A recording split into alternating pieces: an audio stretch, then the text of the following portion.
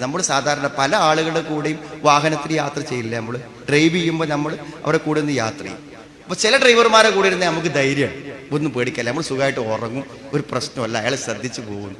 ചില ഡ്രൈവർമാരെ കൂടെ ഇരുന്നാൽ അവരെക്കാളും വിജിലൻ്റ് ആയിരിക്കും നമ്മൾ, ഓലക്കാളും ശ്രദ്ധയിലാണ് നമ്മൾ ഇരിക്കുക. നമ്മളെടുത്ത് ക്ലച്ചും ബ്രേക്കൊന്നുമില്ല, പക്ഷെ എന്നാലും നമ്മൾ എന്ത് ചെയ്യുന്ന കാര്യങ്ങൾ മണിക്കൂറുകളോളം ഇങ്ങനെ അസ്വസ്ഥരായിട്ട് ഇരിക്കും. ഓരോ വണ്ടി പോകുമ്പോഴും ഓരോ സൈഡ് ചെയ്യുമ്പോഴും ഓരോ ഓവർടേക്ക് ചെയ്യുമ്പോഴും ഒക്കെ ഫുൾ ടെൻഷനിലാണ് നമ്മൾ ഇരിക്കുക.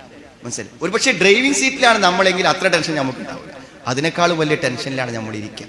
എന്താ പ്രശ്നം? ഒരു പ്രശ്നമല്ല. ഈ കഴിഞ്ഞൊരു ദിവസം ഞാൻ ഈ യാത്രക്കിടയിൽ എന്ത് ചോദിച്ചാൽ 1000 കിലോമീറ്ററാണ് യാത്ര ചെയ്തത്. 1000 കിലോമീറ്റർ യാത്ര ചെയ്യുമ്പോൾ എനിക്കൊരു പേടി ഉണ്ടായിരുന്നില്ല. എന്താ കാര്യം? ആ വണ്ടി ഓടിക്കുന്ന ആളുടെ ഡ്രൈവിംഗ് അത്രയും സ്മൂത്താണ്, ഒരു പ്രശ്നമല്ല. അദ്ദേഹം ചെയ്തോളും, നമുക്ക് ഉറങ്ങണമെങ്കിൽ ഉറങ്ങാം, എന്താണെങ്കിലും പ്രശ്നമല്ല. അതാണ് യക്കീൻ. എന്ത്? ഇദ്ദേഹം വണ്ടി ഓടിച്ചാൽ പ്രശ്നമല്ല എന്നുള്ളതാണ് നമ്മുടെ യക്കീൻ. ആ യക്കീൻ ഉണ്ടെങ്കിൽ നമുക്ക് എന്താവാം, ഇനി അയാളായിക്കോളും, പിന്നെ നമ്മുടെ മനസ്സിൽ അതിനെക്കുറിച്ച് യാതൊരു വിഷമം ഉണ്ടാവില്ല. എന്താ സുഹൃത്തുക്കളെ, നിങ്ങൾ ആലോചിക്കുന്നത് വതവക്കൽ അലൽ ഹയ്യില്ലദീ ലാ യമൂത്ത്, ഒരിക്കലും മരിക്കാത്ത അള്ളാഹിനെ ഏൽപ്പിക്കണം. കാരണം അടുത്ത സെക്കൻഡിനെ കുറിച്ച് ഒന്നും പറയാൻ നമുക്ക് പറ്റൂല. പറ്റൂ? അടുത്ത സെക്കൻഡിനെ കുറിച്ച് എന്തെങ്കിലും പറയാൻ നമുക്ക് പറ്റും? അപ്പൊ സുഹൃത്തുക്കളെ, എന്തിനാണ് വെറുതെ മുന്നിൽ കിടക്കുന്ന ഭക്ഷണത്തിന്റെ രുചി അറിയാതെ, കൂടെയുള്ള ഭാര്യയുടെ സ്നേഹത്തിന്റെ അനുഭവം അറിയാതെ, മുന്നിൽ ഓടിക്കിടക്കുന്ന മക്കളുടെ സന്തോഷങ്ങളിൽ മനസ്സ് പങ്കുചേരാതെ, ഉള്ള സാമ്പത്തിക സ്ഥിതികളെ നല്ല രൂപത്തിൽ അനുഭവിക്കാതെ, ഉള്ള ആത്മാർത്ഥമായ ആരാധനകളെ മനസ്സാന്നിധ്യത്തോടെ നിർവഹിക്കാതെ എന്തിനാണ് നമ്മൾ വെറുതെ ഇങ്ങനെ ബേജാറായി ഇരുന്ന് ജീവിതത്തിന്റെ ആസ്വാദനങ്ങളെ നഷ്ടപ്പെടുത്തുന്നതാണ് എൻ്റെ ചോദ്യം. വെറുതെ ആ ഡ്രൈവിംഗ് സീറ്റിൽ ഇരിക്കണ ആളെ പോലെ നമ്മളിങ്ങനെ ബേജാറായി നാളത്തെ കുറിച്ച് ആലോചിച്ചിരിക്കേണ്ടതുണ്ട്. നമ്മളുടെ ഈ വണ്ടിയിൽ ധൈര്യമായി മുന്നോട്ട് പോകാൻ കാരണം ഇത് അള്ളാഹുവിന്റെ നിയന്ത്രണത്തിലാണ്. നമ്മൾ അള്ളാഹുവിൽ ആര് ബലമേൽപ്പിക്കുന്നു അവൻ അല്ല മതി, അല്ല മതി. അത് നമുക്ക് അത്രയും ഉറപ്പ് നമുക്ക് വേണം. സുഹൃത്തുക്കളെ, നിങ്ങൾ ആലോചിച്ച് നോക്കൂ. നിങ്ങൾ എത്രയോ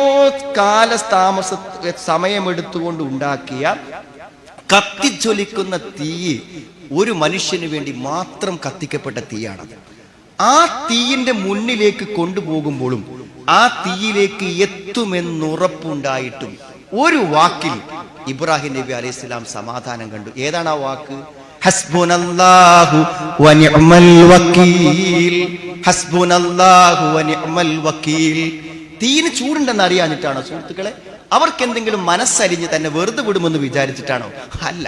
തീയിലെത്തിയാലും ഒന്നും സംഭവിക്കില്ല. ഇനി സംഭവിച്ചാലോ ഒരു നഷ്ടം പറ്റൂല. രക്ഷപ്പെടുന്നതിനേക്കാളും നല്ലതാണ് കരിഞ്ഞു പോകുന്നത് എന്നാണ്. അങ്ങനെ വിചാരിക്കുന്ന ഒരാൾക്ക് പേടിണ്ടാവും.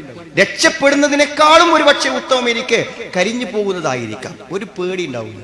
സുഹൃത്തുക്കളെ, ആ ഒരു ബോധ്യത ഹൃദയത്തിലുണ്ടെങ്കിൽ ഈ പത്രം വായിച്ചിട്ടും വാട്സപ്പ് നോക്കിയിട്ടും ഇങ്ങനെ അന്തം വിട്ടിരിക്കുകയാണ്. ഞാൻ ചിലപ്പോഴൊക്കെ പറയുന്നത് വെച്ചാൽ ജീവിതത്തിൽ ഒരു സുഖമില്ലാത്തതെന്നുണ്ടെങ്കിൽ നമ്മൾ ഈ ഫോൺ ഇങ്ങനെ നോക്കണോണ്ടാണ്.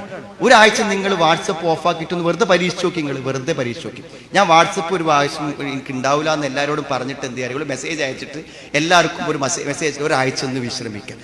നിങ്ങൾക്ക് കിട്ടുന്ന സമാധാനം, നിങ്ങൾക്ക് ഈ വാക്കുകൾ വിശ്വസിക്കുക, ഉറപ്പായിട്ടും കിട്ടും സമാധാനം. നോക്ക്, നിങ്ങൾ രാവിലെ പത്രം നോക്കിയിട്ട് നമ്മൾ എന്താണ് ആ പത്രത്തിലെ കാര്യങ്ങൾ ആലോചിച്ച് അസ്വസ്ഥപ്പെടും. എന്തും നമുക്ക് കേൾക്കാം, എന്തും നമുക്കറിയാം. പക്ഷെ നമ്മൾ എന്ത് ചെയ്യണം എന്നറിയങ്ങൾ, മുഴുവൻ കാര്യങ്ങളുടെയും പൂർണ്ണ നിയന്ത്രണം അള്ളാഹുവിന്റെ പക്കലാണ്. യുദബ്ബിറുൽ അംറ മിനസ് സമാഇ ഇലൽ അർള്. യുദബ്ബിറുൽ അംറ മിനസ് സമാഇ ഇലൽ അർള്.